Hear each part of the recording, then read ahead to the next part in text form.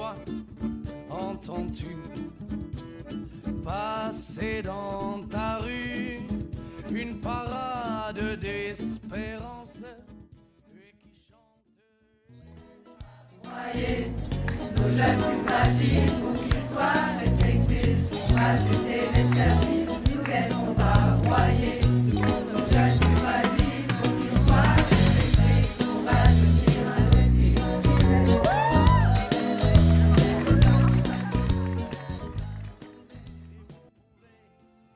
Rien n'y faire, y a des cigales dans la fourmilière.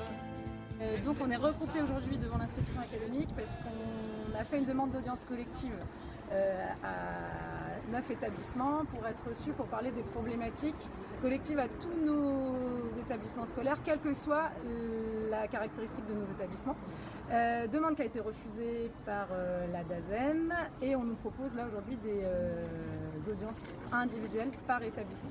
Donc nous là ce qui est important c'est d'essayer de faire ressortir justement quels sont les éléments communs à nos différents établissements.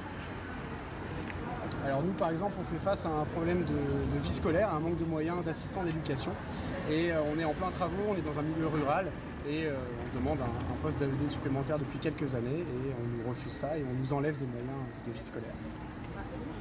Nous on nous impose des heures supplémentaires, ce qui du coup fatigue les collègues mais en même temps qui ne permettent pas de recruter d'autres collègues et certains collègues se retrouvent avec un service partagé alors qu'ils auraient pu faire l'intégralité du service chez nous. Dans notre collège, on perd 2 divisions cette année. On se retrouve avec des classes à plus de 28-29 élèves. Classes qui sont accueillies dans des salles trop petites, qui ne permettent pas à tous les accompagnants d'être présents, et dans un établissement dans lequel l'indice de positionnement social est faible. Nous, on fait face à la problématique qui touche la plupart des établissements, c'est-à-dire un manque de présence des personnels médico-sociaux. En l'occurrence, dans notre établissement, il y a eu un changement de recrutement et de garde scolaire. Donc les problématiques d'orientation et de suivi des élèves, notamment de familles qui sont très éloignées du médico-social, et de plus en plus cruciales. Or, les besoins n'ont pas été abondés par rapport à ces présences. Donc on demande une présence du personnel socio-éducatif beaucoup plus importante. Les dispositifs qui nous sont demandés sont peu ou pas financés. Je parle par exemple des dispositifs phares pour lutter contre le harcèlement, par exemple l'éducation EVARS, l'éducation à la vie affective, relationnelle et sexuelle, ou bien encore les premiers secours, le PSC1, ou encore la préparation à l'oral du DNB pour les élèves de 3e. Voilà, c'est plein de choses qui sont nécessaires pour les élèves et qui sont peu ou pas financées. Il nous manque aussi des AESH. On a des élèves qui ne sont pas accompagnés, ils ont des notifications et ils ne sont pas accompagnés par des AESH.